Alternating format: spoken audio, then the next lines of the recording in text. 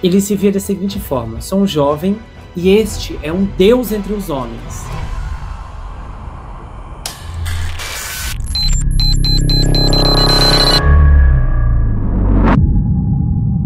Olá pessoal, bem-vindos a esse canal. Eu sou Gustavo Negreiro, seu psicanalista favorito, e eu preciso explicar o que está acontecendo aqui. Eu tenho coberto o caso do Sean desde outubro do ano passado e o julgamento também na íntegra, então tem uma playlist super organizada em ordem cronológica. Se você clicar aqui no link fixado no primeiro comentário debaixo do da doutora Sandra, que eu já vou explicar quem é, você vai encontrar as audiências da semana passada e, consequentemente, as que virão também conforme o tempo for passando. Então eu tenho dividido as audiências pelo período matutino e vespertino, com a análise da doutora Sandra, que é advogada americana, mora nos Estados Unidos, sempre presente aqui ao final dos episódios. Audiência de quinta-feira, 9º dia, manhã.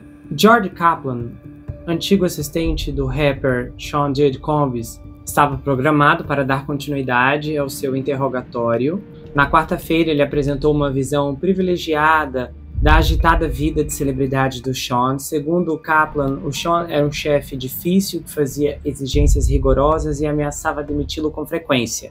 Também foi muito anunciado que o rapper vencedor do Grammy, Kid Cudi, testemunharia no julgamento. O nome do homem de 41 anos foi mencionado diversas vezes no depoimento, já que os laços do Cudi com a ex-namorada do Sean, Cassie Ventura, levaram o Diddy a ataques de raiva violentos. E o tribunal começou a debater o estado de espírito do cachorro do Cudi. Pois é, enquanto o júri estava fora da sala, os juízes e os advogados discutiram o que o Cudi poderia falar durante seu depoimento na quinta-feira, especialmente no que se refere ao impacto que uma invasão de domicílio supostamente orquestrada pelo Sean teve no cachorro dele. O advogado do Sean, o Brian, não queria nenhum depoimento do Cudi sobre o cachorro ter ficado traumatizado pelo que aconteceu na casa. E o divertido juiz Aaron Brayman, provocando risos no tribunal, disse: ele não vai testemunhar sobre o que o cachorro pensou. O Brian, que sorriu ironicamente para a troca de farpas, enfatizou que não queria que os amantes de cães no júri fossem influenciados pelo depoimento. Aí ele disse assim, que no depoimento dele constava a informação que o cachorro nunca mais foi o mesmo, que o cachorro urinou no chão, e aí ele perguntou: por que precisamos disso? Aí o juiz: senhor Steele, eu entendo. Aí ele decidiu que o Cudi podia falar sobre o impacto imediato que o roubo teve em seu cachorro, mas não podia falar sobre as consequências a longo prazo para o cachorro. Aí a promotora Emily Johnson disse assim: infelizmente o cachorro não está mais conosco. Ela acrescentou que estava disposta a limitar o depoimento do Cudi sobre o cachorro aos momentos imediatamente posteriores ao incidente. Aí o ex-assistente do Sean, o George Kaplan, testemunhou sobre um incidente angustiante entre o Sean e a Cassie em um jato particular. Ele contou ao júri que acompanhou o casal e membros da equipe de segurança do Sean em um voo para Las Vegas em 2015, e ele disse ter ouvido vidros se estilhaçando atrás de seu assento. Ele olhou por cima do ombro e viu o Sean em pé sobre a Cassie, segurando um copo de uísque sobre ela. A Cassie estava deitada de costas no chão, com as pernas estendidas, como se quisesse criar espaço entre os dois. Houve uma tremenda comoção, e aí ele virou o rosto e viu a Cassie gritar: ninguém está vendo isso? E o Kaplan não conseguia se lembrar do que o Sean estava dizendo, mas lembrou que parecia irritado. Aí ele disse que não fez nada em meio à queda e ao caos, e que a segurança também não fez nada. E então ele disse a Cassie para ficar na parte de trás do avião e disse que quando o Sean foi até a parte da frente do jato, ninguém voltou para verificar como a Cassie estava. E o George suspirou pesadamente quando perguntado por que não fez nada ao ver a violência do Sean contra a Cassie em um jato particular. E ele respondeu: eu tinha 23 anos, tudo o que eu queria era ter um ótimo emprego na indústria do entretenimento. Aí ele acrescentou que na época não conseguia acreditar na sua sorte de trabalhar para o tal ícone e temia que falar abertamente pudesse colocar em risco o bem-estar do Sean. Em outro incidente, o George testemunhou que recebeu uma ligação pelo interfone da casa do Sean em Los Angeles em 2015, pedindo que ele fosse ao quarto. Ele disse que viu a Cassie na cama, visivelmente perturbada, com a sobrancelha e a testa machucadas. Aí o George passou pela Cassie e foi até o Sean, que estava no banheiro, e ele disse que o Sean lhe pediu para comprar vários remédios de venda livre, incluindo Hamamelis. Se eu não pronunciei certo, me perdoe. E aí o George testemunhou que usou o cartão de crédito corporativo do Sean para comprar os itens que ele entendeu que seriam misturados com um agente anti-inchaço. Ele descreveu que viu Sean quando trabalhava como assistente. Aí ele também disse que quando trabalhava como assistente, ele se via da seguinte forma: sou um jovem e este é um deus entre os homens. Ele não apenas me empurrou para o meu auge, como me levou para profundezas que eu nem sabia que tinha. Ele realmente me ajudou a crescer como homem. Várias pessoas próximas ao Sean expressaram uma adoração quase sectária pelo fundador da Bad Boy Records durante o julgamento, e elas o descreveram como alguém com uma energia contagiante, atraente e sedutor. E o George, que está testemunhando sobre um acordo de imunidade, disse que pediu demissão do Sean após testemunhar que seu chefe, atacando a Cassie, bem como outra mulher com quem o Sean mantinha um relacionamento há anos. Aí ele passou a descrever em mais detalhes como isso aconteceu.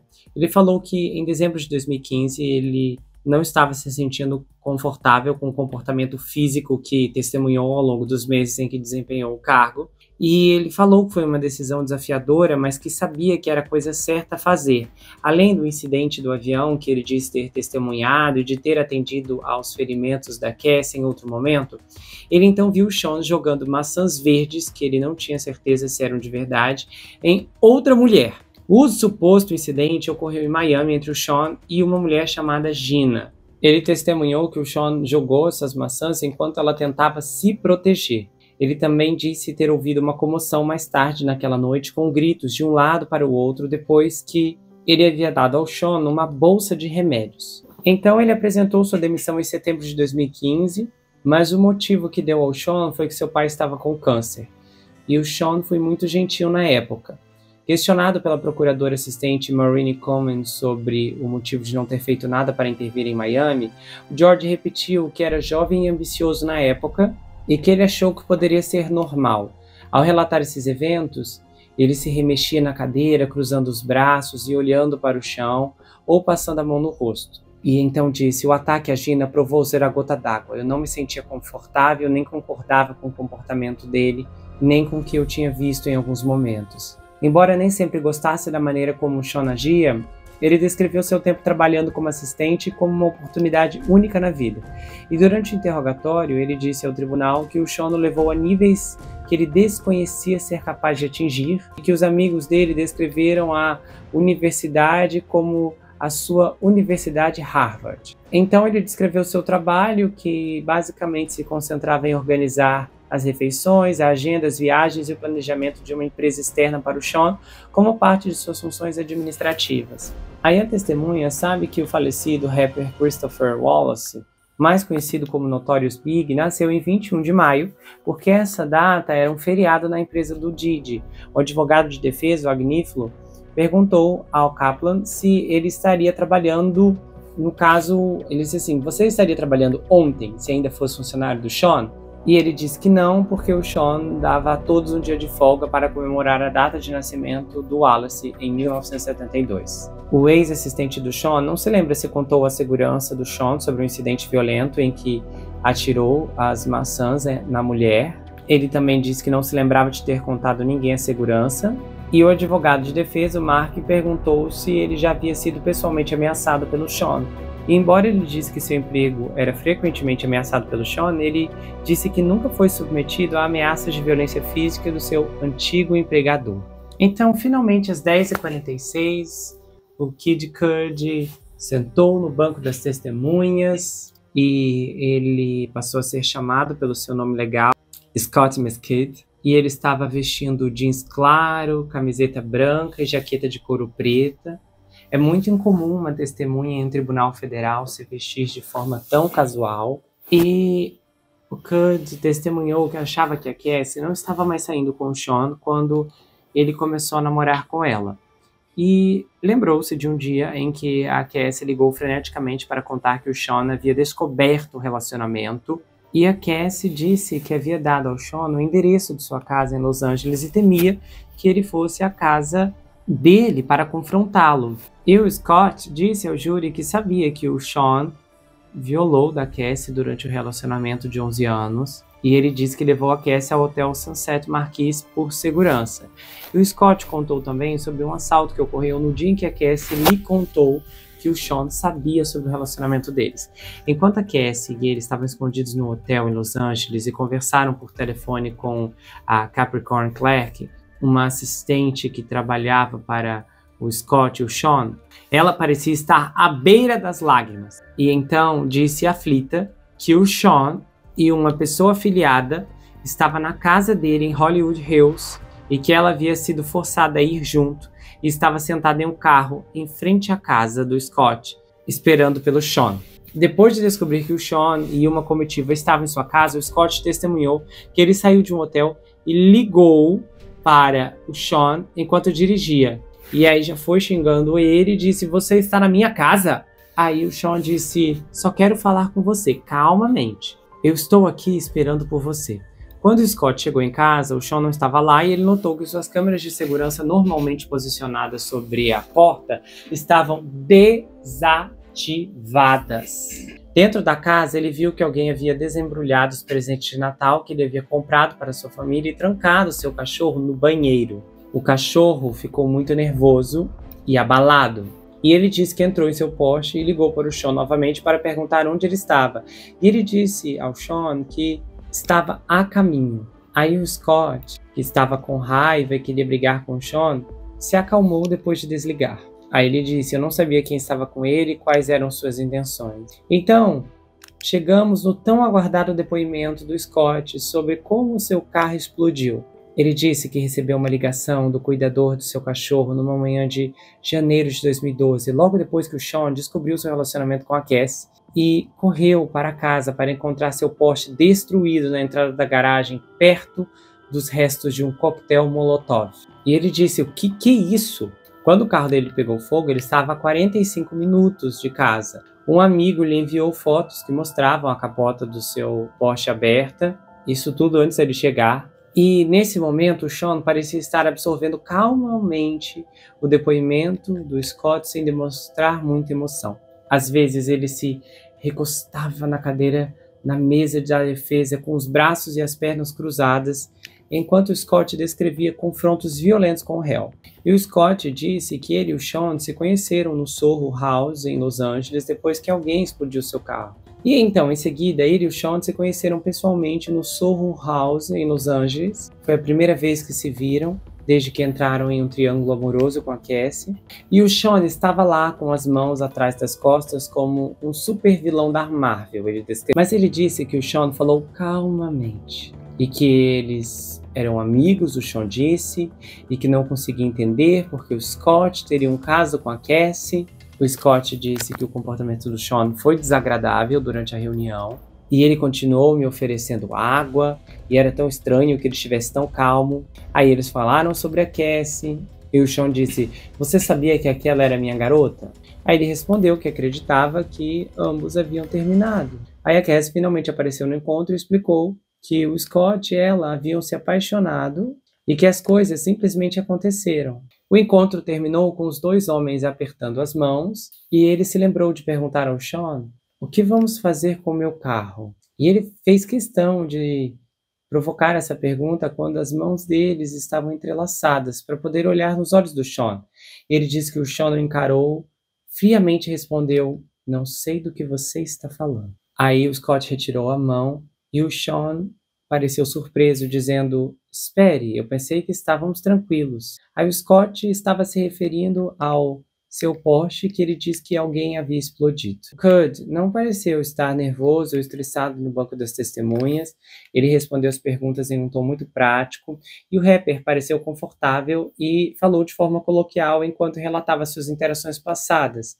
Houve um momento quente no tribunal quando o Cud foi questionado sobre o motivo de ter pedido para se encontrar com o Sean depois que seu carro foi incendiado. O rapper respondeu que entrou em contato porque sabia que o Sean estava envolvido no incêndio. E a defesa dele contestou a especulação do Cud e sua resposta foi retirada do registro. O juiz Tom Brayman então negou o pedido dos advogados para suspender o caso e a promotoria continuou a interrogar o Cud. Aí ele disse que anos depois do encontro com o Sean, ele e o Sean retornaram à mesma Soho House em Los Angeles para esclarecer as coisas vários anos depois. E o Sean trouxe a filha e então o puxou de lado em um certo momento para dizer: cara, eu só quero me desculpar por tudo, por toda essa besteira. Era a última coisa que eu esperava. Aí ele diz que encontrou paz com toda essa situação e que era a última coisa que esperava ouvir do Sean. Aí, ao terminar seu depoimento inicial, o rapper disse ao tribunal que não tinha outras desavenças com o Sean ou qualquer outra pessoa naquele momento. Durante o intervalo, a testemunha soltou um bocejo pronunciado enquanto esticava os 2 braços acima da cabeça. Aí, sob o interrogatório, ele disse que não houve danos à sua casa em Hollywood em dezembro de 2011. Ele disse também que acreditava que o Sean ou seus associados invadiram e desembrulharam seus presentes de Natal. Aí o advogado do Sean, o Brian Sue, observou que não havia nenhuma cadeira virada, nenhum vidro quebrado, nenhum buraco na parede, e ele concordou. E ele disse que deixou a porta da frente de sua casa destrancada para que não houvesse arrombamento. Aí o Brian destacou que o Sean parecia calmo nas palavras do Cud, e o advogado também perguntou se o Cud já tinha visto o Sean ser violento com a Cassie, ou se ela revelou alguma violência íntima. E aí ele respondeu que não. Nessa hora, a defesa estava usando o depoimento do Scott para questionar o caráter da principal testemunha da acusação, a Cassie Ventura, cujo caso com o rapper supostamente incitou o Sean a invadir sua casa e queimar seu carro. No interrogatório do advogado de defesa, o Scott disse que quando ele e o Sean se encontraram para resolver sua disputa romântica sobre a Cassie, ambos concordaram que ela os havia enganado, fazendo-os acreditar que ela não tinha compromisso. Aí o advogado perguntou: a pessoa que enganou você e a pessoa que enganou o Sean era a senhorita Ventura? E ele disse verdade. Aí o advogado agradeceu o Scott pelo seu depoimento e ele respondeu sim, sem problema. A última pergunta que os promotores fizeram ao Cud antes dele deixar o banco das testemunhas foi sobre o seu encontro com o Sean e a Cassie em 2011, enquanto eles discutiam o romance. O Scott havia testemunhado anteriormente que o Sean lhe disse que não sabia do que ele estava falando quando ele perguntou sobre a indenização do seu veículo que ele havia encontrado queimado na garagem. Aí Emily perguntou a ele qual era a interpretação que ele tinha do comentário do Sean, e ele respondeu que ele estava mentindo. Então o tribunal entrou em uma pausa para o almoço 12:30. E agora vocês vão ouvir a análise técnica da doutora Sandra e eu volto depois para os meus comentários. Alô. Olá, doutora Sandra, tudo bem?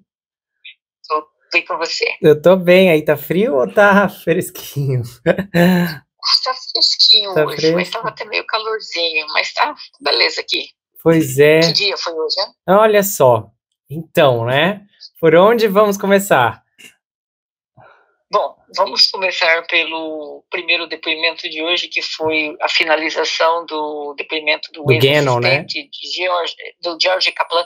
Ah, Kaplan, isso. Ah, é Kaplan, verdade, isso. Gannon foi ontem. Bom, que terminou, né? Uhum. Continuou. Então, foi brutal hoje pro Sean, eu diria.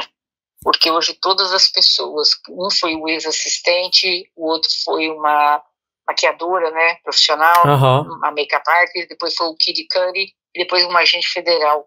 Todos eles vieram e corroboraram basicamente tudo que a Cassie falava, sabe, tudo. Por exemplo, o ex-assistente dele, ele disse que ele nunca viu a Cassie assim machucada, mas ele viu uma vez que tinha se quebrado um copo, uma coisa, e o Sean tava com um copo na mão meio que assim em cima dela, né? Uhum. Mas ele não viu nem nada. Mas ele acabou dizendo que ele se retirou do trabalho, saiu do trabalho, ele usou essa frase, que ele testemunhou que a violência continuava ocorrendo demais, e ele sempre tinha que se arranjar para fazer coisas para o Sean, coisas ilegais, comprar substâncias ilícitas. Aí ele confirmou, né, que ele tinha que ficar lá limpando os quartos, depois da barcaria toda, né? E ele disse que quando ele contou para os amigos dele que ele ia sair, os amigos dele falaram que ele tipo assim, estragou tudo. Tipo assim, é como se você tivesse entrado na Harvard, por exemplo, né? Os amigos falaram, né? Aham. E você vai sair disso, mas ele falou que simplesmente a violência era contínua. Ele usou esse termo, então ele falou que ele achou melhor sair. E outra coisa, ele confirma uma das coisas que é uma das bases da ação, do indiciamento dele, que é o racketeering, que também é o trabalho forçado. Você viu que várias pessoas que foram depor disseram que elas trabalhavam quase 100 horas por semana. Tem gente trabalhando. Esse rapaz disse que trabalhava 20 horas. Você falou de uma mulher ontem, né, que trabalhou 24 horas, passou mal, tiveram até que levar para o hospital. E ele não é o primeiro, ele já é o segundo ou terceira pessoa que vem e dizem isso. A carga horária deles era absurda, absurda. E vou te falar uma coisa, considerando a carga horária deles, o Chan estava explorando esse povo. Por exemplo, esse homem trabalhava 100 horas por semana como assistente pessoal, ganhando $125 mil. Você vai falar, meu Deus, mas $125 mil, quase R$700 mil. Não, isso não é nada. Isso não é nada. Pelo trabalho que ele fazia, ele deveria ganhar uns 250, $300 mil. Esse seria o salário de uma assistente uma assistente pessoal, né, do Chan. Pelo tanto de horas, hoje mesmo eu escutei até um advogado trabalhista aqui nos Estados Unidos falando que ele ficou horrorizado. Ele falou, 20 horas de trabalho para ganhar $125 mil? Porque para nós aqui é pouco a carga horária que foi dada. Então, ele explorava os funcionários dele, e bem. Então, duas coisinhas que ajudou hoje também ali para fazer parte do racketeering, que seria várias coisas, né? Uma delas seria incêndio, que depois a gente chega lá no Kid Cudi, mas aí o dele, que é o trabalho escravo quase, ou seja, ele afirma que saiu de lá por causa da violência, era uma coisa absurda. Bizarro isso do Sean escravizar essas pessoas nesse nível, né? Isso é uma coisa menor nisso tudo, mas é alarmante. Teve um que eu vi que ele falou que entrou às 6 e aí saiu às 16. Aí eu até achei que era erro de tradução. Mas aí depois eu vi que não era. Imagina, você entra às 6 horas da noite e sai às 16 do dia seguinte. Como é que pode? Não, você vai multar ele. Eu acho que não vai depor, mas eu vi aqueles 2 ex-seguranças dele, que um dele foi segurança dele por quase 6 anos. Ele também contou num programa de televisão que era coisa comum trabalhar 18, 20 horas e perguntar, mas ele pagava por essas horas extras? Ele falou, de jeito nenhum. Meu Deus! Ele ganhava o salário que era normal de uma pessoa que era para trabalhar 8 horas. Gente. Eu tô pensando ali, nossa, um assistente pessoal dele, o cara deve fazer uma fortuna. Aí você vem, ficou todo mundo assim chocado, tá todo mundo assim, trabalhar tudo isso, até o Corte de TV hoje estava comentando a respeito disso. Se uma pessoa trabalha 20 horas para ganhar isso, é considerado dentro dos Estados Unidos pouquíssimo, pouco. E isso não é ilegal, tecnicamente, ou não? Lógico que isso é. Qualquer pessoa poderia ter metido umas ações em cima dele, mas, por exemplo, dentro do indiciamento criminal dele, o racketeering, uma delas é esse tipo de trabalho, que é quase um trabalho forçado, né? Eles determinam como um trabalho forçado, que faz parte, né? Então, hoje esse rapaz veio a corroborar isso, que a carga horária era absurda. O segurança disse que às vezes ficava a noite inteira acordado, né? Uma das entrevistas que ele deu antes, esperando qualquer coisa que ele queria. Se ele queria uma coisa, tinha que ser em 1 minuto.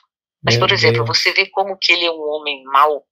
Esse assistente disse que o Chan tinha mandado ele num supermercado chamado Whole Foods. Whole Foods é um supermercado que só vende comidas naturais, né, orgânicas. O Chan mandou ele lá comprar 1,5 litros de uma água específica.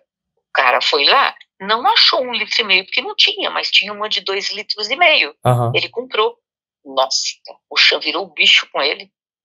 Falou, ameaçou. Ele falou assim que ele era ameaçado mensalmente, que ele ia perder o trabalho. Chamou ele de incompetente. Meu Deus. Olha só que coisa absurda. Você pede para uma pessoa comprar 1,5 litros, você traz 1 litro da mesma água. Ele foi litros da mesma água, mas 2,5 litros, porque não tinha 1,5. Ele ficou assim, horrível. Tratou o cara super mal. Para você ver quanto perturbado esse cara é. Se funcionário, uma coisa tão besta, ele agiu dessa forma, imagina que ele não fazia aquela... Estava preso. Nossa, falhou agora a ligação. O que a senhora disse? Pode repetir, por favor? Eu disse assim que uma coisa tão boba, ao invés de trazer 1,5 litro de água, trouxe 2,5. Ele foi pra cima do cara gritando, chamando ele de incompetente. Eu fico imaginando o que ele não fazia com a Cassie quando ele brigava e não tinha ninguém por perto. Era aquilo que ela falou e talvez até muito mais, porque não tem cabimento. Ou, sabe, em qualquer planeta, se você pede para um funcionário teu comprar 1,5 litro de água, a pessoa vai e traz um de 2,5 porque não achou de 1,5, mas traz da mesma marca. Você acha normal uma pessoa ficar violenta, gritando, ameaçando que vai mandar embora? Isso é um descontrole total. E nem faz sentido, né? Não tem razão nenhuma. Sim, não foi porque o cara entendeu errado e comprou água errada. Não. Ele trouxe a mesma água, só com um título daquele tamanho que ele queria, que era menor. Mas, pelo amor de Deus, por aí você percebe o quanto esse homem é louco. Louco que eu digo assim, não insano para dar nada a favor dele, mas é perturbado. Isso não é normal. Isso não é normal. Entendeu? Então foi bem hoje, entendeu? E agora, como que a senhora avalia o testemunho do rapper, que foi um testemunho um pouco complexo, principalmente quando ele disse em um momento que a Cassie se aproveitou dele e do Didi. Como que a senhora vê as implicações do testemunho dele, que foi um pouco mais complicado? Pelo menos a CNN, por exemplo, trouxe juristas lá que disseram que a defesa teve um pouco mais de sorte com a equipe, com o rapper. A senhora acha isso também? Acha que eles se sobressaíram? A continuação dessa conversa você vai conferir no próximo episódio. Sinceramente, eu ainda estou um pouco chocado com a reaparição surpresa daquela psicóloga na audiência de ontem. Foi tão desastroso que, sinceramente, não dá para entender como a promotoria se rebaixou a esse nível. Infelizmente, a falta de noção se manifesta até mesmo nessas horas. Mas seguindo em frente em meio a esse drama, um elemento muito característico nessa história é essa caracterização impressionante do Sean de construir um império em que literalmente as pessoas o admiravam e o adoravam. O fato dessas pessoas conseguirem enxergar uma luz no fim do túnel nesse ambiente tão tóxico ao qual foram expostos me leva a perguntar no que é que estavam pensando. Com certeza, acaba sendo aquele elemento que ninguém consegue explicar adequadamente, mas sabemos o que acontece. O dinheiro muitas vezes sequestra a sanidade das pessoas. E de pessoas que estavam sendo exploradas, trabalhando horas infindáveis, com um salário que não correspondia a essa entrega, e mesmo assim continuavam acreditando que o Sean era esse ser maravilhoso. Eu nunca esqueço, na época que eu fiz a minissérie da Ana Delvey, A Falsa Herdeira, a Netflix fez uma minissérie, eu critiquei duramente o trabalho da Netflix com aquela história altamente fabricada que eles produziram, porque a verdade é muito mais amarga do que o que eles colocaram no programa. E a Ana, depois que foi descoberta e passou a fazer uma série de entrevistas por aí, nunca esqueço de uma que ela deu para uma televisão australiana, no qual o apresentador estava questionando sobre aquele hotel, que ela ficou dias e dias sem pagar e que as pessoas achavam que ela era rica, que ela dava essa impressão. E ela perguntou algo assim, nossa, mas por quê? Bem cínica. Só que a resposta que ele emite agora e o que ela vai falar em seguida me deixou assim chocado, eu nunca esqueci. Ele falou sim, porque você dava gorjetas de $50 ou de $100, um dos dois. E aí ela disse, olha, se as pessoas ficam impressionadas com notas de $100, eu não sei nem o que dizer. E o apresentador fica sem palavras, porque de fato foi uma resposta muito inteligente, que acabou desencadeando a queda de muitas pessoas atreladas a Ana em seus golpes, porque muitos acreditavam que de alguma forma estavam levando alguma vantagem. Quando, na verdade, o que acontece nessas situações é que não há vantagem, só há perdas. Mas Quem está perdendo, de fato, não nota o buraco, a hemorragia. Emocionalmente falando, muitas pessoas estão tão presas em certas circunstâncias, em complicações extremamente excessivas, que se mostram cada vez mais incapazes de notar a realidade do ambiente ao redor, da ausência de qualidade do oxigênio e da total falta de respeito que muitas vezes esse sujeito que elas literalmente dão a vida demonstra para com elas. E surge um engano muito visível para os outros, mas não para quem está vivendo aquilo. Existe um fenômeno psicanalítico muito interessante chamado memória de tela, que descreve experiências emocionais intensas atreladas a algum transcorrer desagradável, cujo a pessoa acaba gerando uma repartição, uma fragmentação na memória e na experiência, mais ou menos assim. Eu frequento um lugar por muito tempo, sei lá, um clube, e toda vez que eu vou lá eu sou muito humilhado, eu sou ridicularizado, mas de repente eu sempre volto com fotos bonitas que tiram de mim naquele lugar. E aí, daqui a alguns anos, eu revejo essas fotos, nossa, que tempo bom, aquele clube, olha que lindo, que maravilha. E eu não me recordo, não há uma consciência das agressões que sofri naquele lugar. Há um bloqueio, um véu, que promove essa dissociação entre todos os componentes do evento. Então a memória, ela fica disfarçada, ela não é deletada. E isso pode acontecer em várias condições. Por exemplo, uma pessoa pode ficar apegada a um objeto que às vezes foi lhe entregue por alguém que fez muito mal a ela. Mas ela não consegue fazer essa associação e nem se lembra. Mas aquilo que ela viveu está tão carregado dentro dela, não processado, que essa intensidade se transforma em apego. Então, às vezes, a pessoa fica guardando aquele ursinho que um ex horrível que ela teve, ou que ele teve, né? Às vezes, sei lá, a moça deu um anel, deu um relógio, e fez tudo de ruim, e a pessoa desenvolve esse zelo, meu relógio, e acha que aquilo é uma coisa boa, quando na verdade não é. O relógio é um sintoma, o ursinho é um sintoma. Olhar para as fotos e pensar que a estadia no clube foi 1000 maravilhas é outro sintoma. O sintoma do engano, da ausência de consciência para com a realidade qual a pessoa foi exposta. E talvez você esteja sim com alguma área da sua vida, alguma experiência com forte carga emocional, do qual você se recusa a talvez processar, a ter um contato mais íntimo com ela, de uma forma que possa observar e sentir que essa história merece um final. Para conseguir encarar essas lembranças, você precisa fazer uma pergunta decisiva para você mesmo e sem ter medo da resposta. Você pode fechar os seus olhos, você pode colocar a sua mão no peito e você pode dizer: o que é que eu estou escondendo de mim mesmo? Se você abrir essa porta, o despertar de algumas lembranças pode ocorrer através da fluidez, da gentileza que você concedeu a si mesmo.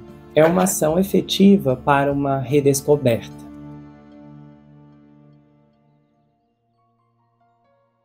Se você gostou desse episódio, se inscreva no canal, ative o sininho que é muito importante, confira se ele está selecionado para você receber todas as notificações, do contrário, o YouTube não vai levar até você todos os episódios que eu produzo aqui. Compartilhe esse vídeo, comenta, dá o seu like. E se você quiser, você pode me seguir, Gustavo N Psicanalista, lá no Instagram. Eu também tenho um canal de cortes, onde as análises são recortadas e postadas por lá. Além que eu também tenho um grupo no Telegram, onde eu faço postagens recorrentes, converso com os inscritos, faço enquetes, tenho uma interação muito exclusiva e colaborativa por lá. E se você quiser saber mais sobre mim, adquira meu livro Perfeito Estranho. Esse é um suspense multifocal com uma abordagem inédita. O livro é escrito em formato roteiro, diferente de qualquer coisa que você já viu, e ele conta uma história extraordinária sobre o rapaz Jack Wilbur, que mora em uma mansão sozinho em Nova York. E ele começa a desconfiar que um terrível serial killer está escondido em sua própria casa. À medida que sua investigação avança, ele começa a analisar todos os aspectos geracionais de sua vida. As heranças financeiras, as heranças psicológicas, as heranças genéticas. E então, ele descobre que está preso em uma terrível maldição hereditária. Há uma reviravolta inacreditável no capítulo 10 que vai te deixar de queixo caído. O desconhecido está na sua casa, na sua vida, mas fora do seu reconhecimento. O livro vai autografado, se você quiser, é enviado para qualquer lugar do Brasil e quase qualquer lugar do mundo. Você pode adquirir pelo meu site, entrar em contato comigo pelo Instagram ou pelo Telegram. A gente se vê no próximo caso e não se esqueça que aqui você sempre vai ter uma amiga. Até mais, pessoal!